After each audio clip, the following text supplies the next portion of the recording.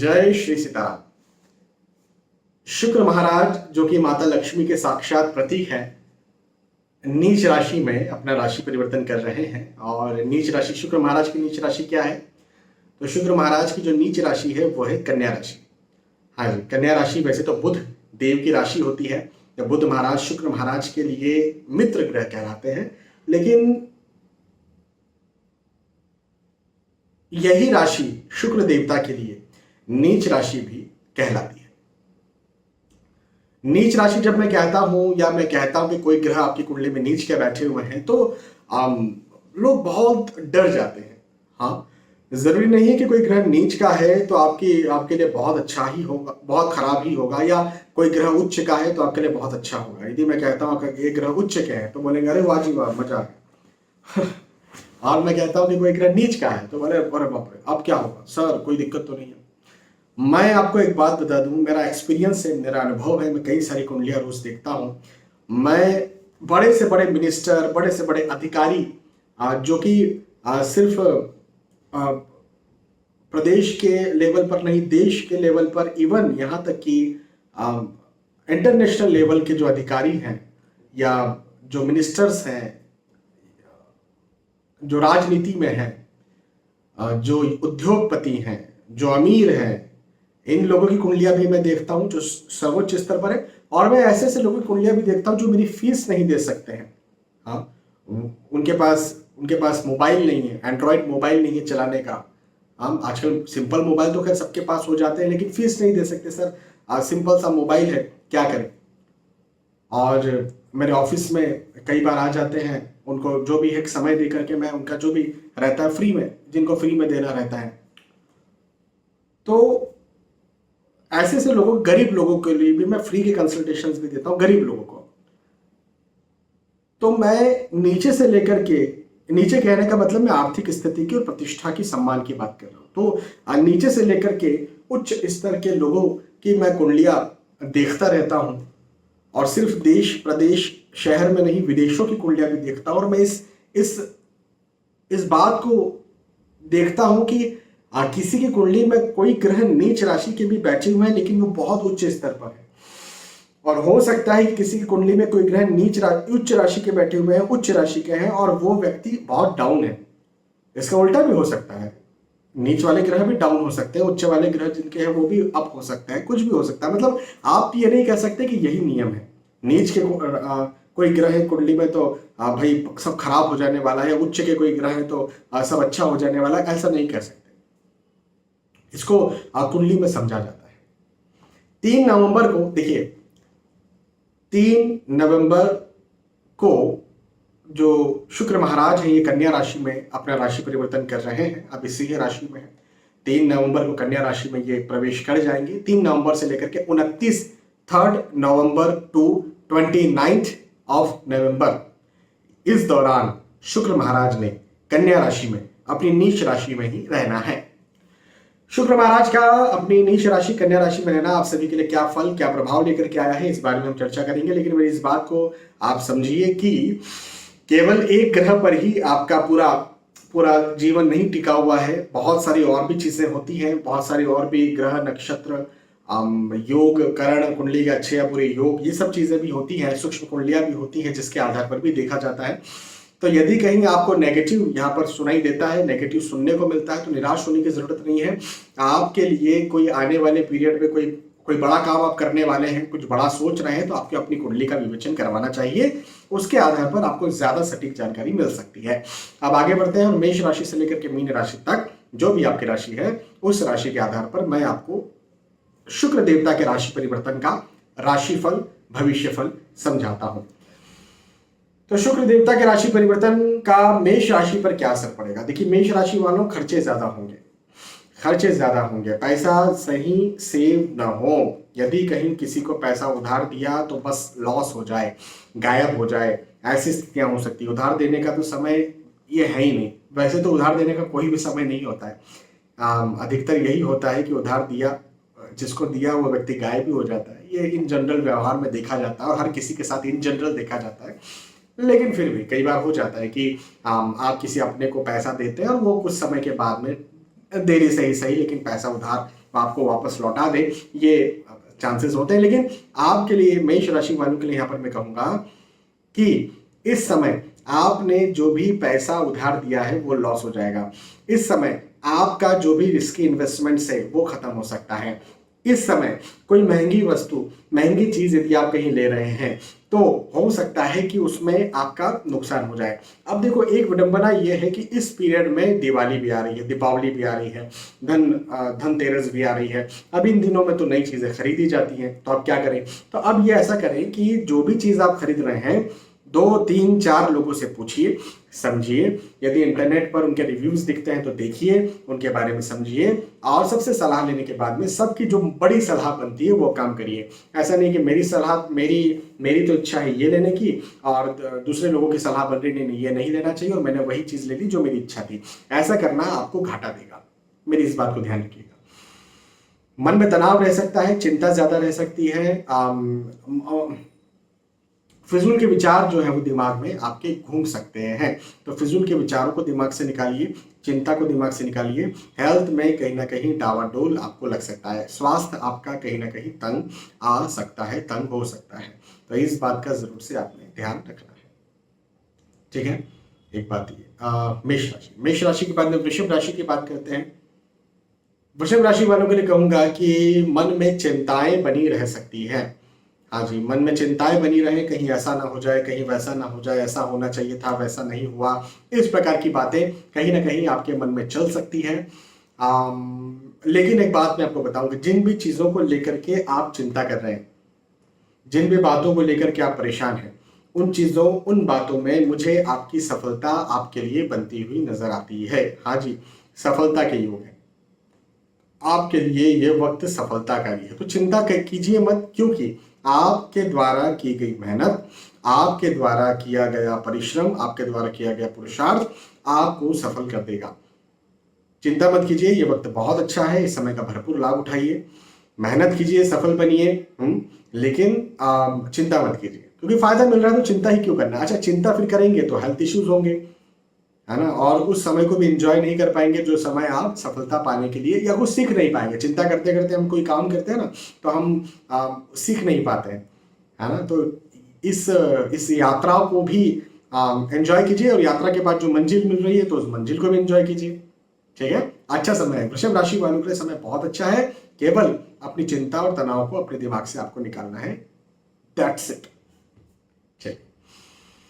वृषभ राशि के बाद में मिथुन राशि की बात करते हैं। मिथुन राशि वालों के लिए कहूंगा कि नौकरी के योग मुझे आपके लिए बनते हुए नजर आते हैं। हाँ जी, नौकरी के योग है। लंबे समय से यदि आप नौकरी के लिए ट्राई कर रहे थे तो नौकरी के योग भी बनते हुए नजर आते हैं। इसी के साथ साथ ये भी कहूंगा कि यदि कहीं बिजनेस शुरू करना चाह रहे हैं या बिजनेस शुरू करके रखा हुआ है तो बिजनेस भी आपका बहुत अच्छा चलेगा। ऑलरेडी भी यदि आप बिजनेस कर रहे हैं तो उस बिजनेस में आपको लाभ मिलेगा, ये मैं आपके लिए यहाँ पर कह सकता हूँ।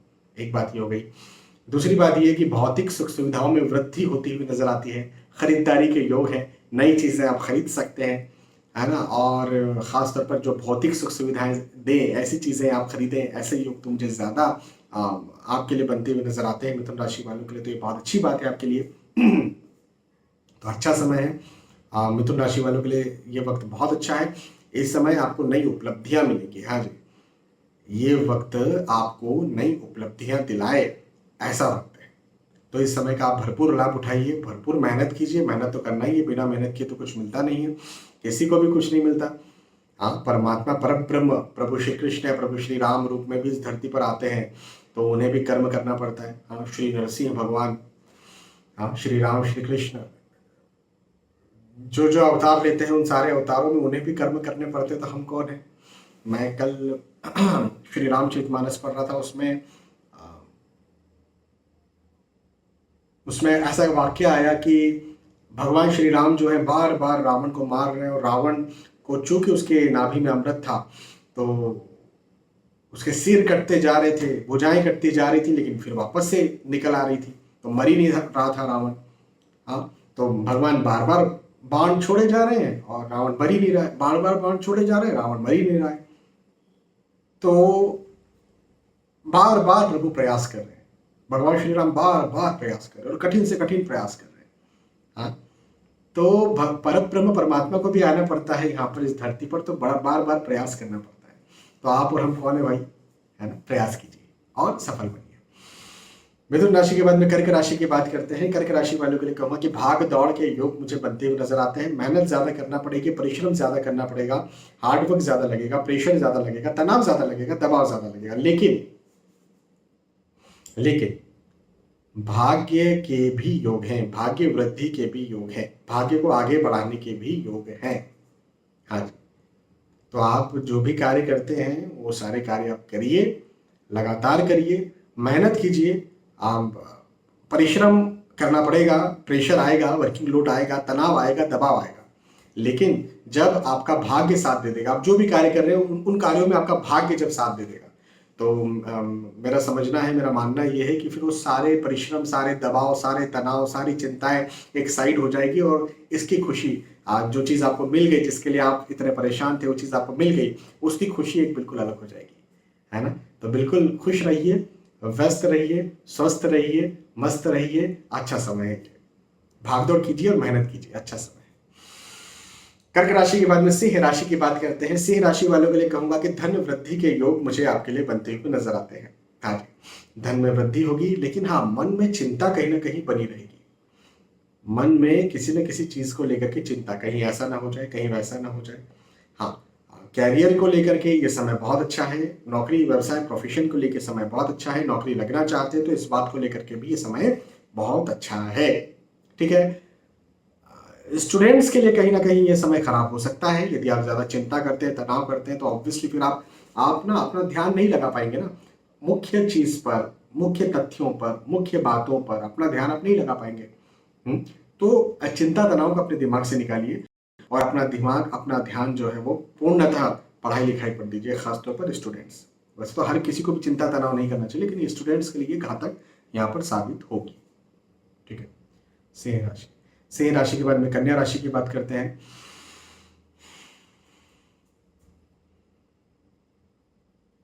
कन्या राशि वालों के लिए कहूंगा कि धन में वृद्धि के योग है। धन और ज्यादा बढ़ेगा और ज्यादा वृद्धि होगी धन में। तो इसका मतलब ये है कि आप नौकरी कर रहे हैं, आप व्यवसाय करते हैं, आप प्रोफेशनल हैं, तो इस दृष्टिकोण से ये समय बहुत अच्छा है। नौकरी लगना चाहते हैं, स्विच करना चाहते हैं, इंक्रीमेंट चाहते हैं, प्रमोशन चाहते हैं, तो इस दृष्टिकोण से भी समय ये बहुत अच्छा है। तो एक बात तो यहाँ पर ये हो गई। अच्छा, दूसरी बात एक जरूर मुझे ये दिखती है कि पारिवारिक विवाद आपका हो सकता है। हाँ जी, पारिवारिक मतभेद हो, पारिवारिक वाद विवाद हो, इसके योग मुझे आपके लिए बनते हुए नजर आते हैं। तो कहीं ना कहीं मेरा कहना आपके लिए यहाँ पर ये बनता है कि पारिवारिक मतभेदों और वाद विवादों से बचिए।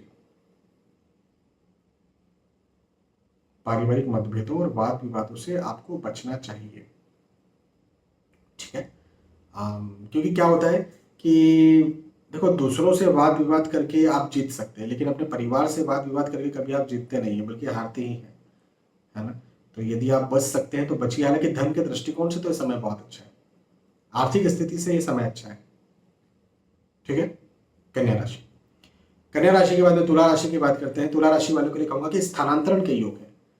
हाँ जी, स्थानांतरण के योग है। एक जगह से दूसरी जगह पर आपका जाना हो, यात्राएं हो, स्थानांतरण हो, ऐसे योग मुझे आपके लिए बनते हुए नजर आते हैं। खर्च ज्यादा हो, इसके योग भी है। अब नई वस्तुएं खरीदने के योग भी बन रहे हैं, नई नई खरीदारी के योग भी बन रहे हैं। खर्च ज्यादा हो, इसके योग भी बन रहे हैं। तो यदि खरीदारी के योग भी और खर्च ज्यादा के योग भी है, तो इसका मतलब ये कि खरीदारी जो हो सकता है कि वो मिसमैनेजमेंट या सही मैनेजमेंट के साथ ना हो। तो इसके लिए मैं हमेशा ये बात कहता हूं कि आपको अपने आसपास वाले लोगों से सलाह लेना चाहिए, और सलाह लेने के बाद में आपको वो काम करना चाहिए। खासतौर पर खरीदारी, जैसे आपके लिए मैं कह रहा हूँ खरीदारी, तो खरीदारी आपको तुला राशि वालों सलाह लेकर के करनी है। शत्रु आपको तंग कर सकते हैं, शत्रु भय मुझे आपके लिए यहाँ पर बनता हुआ नजर आता है, तो ये एक समस्या जरूर है। अब ऐसी स्थिति में मैं ये कहूँगा कि जो भी कार्य आपको करना है कानूनी तौर पर कीजिएगा।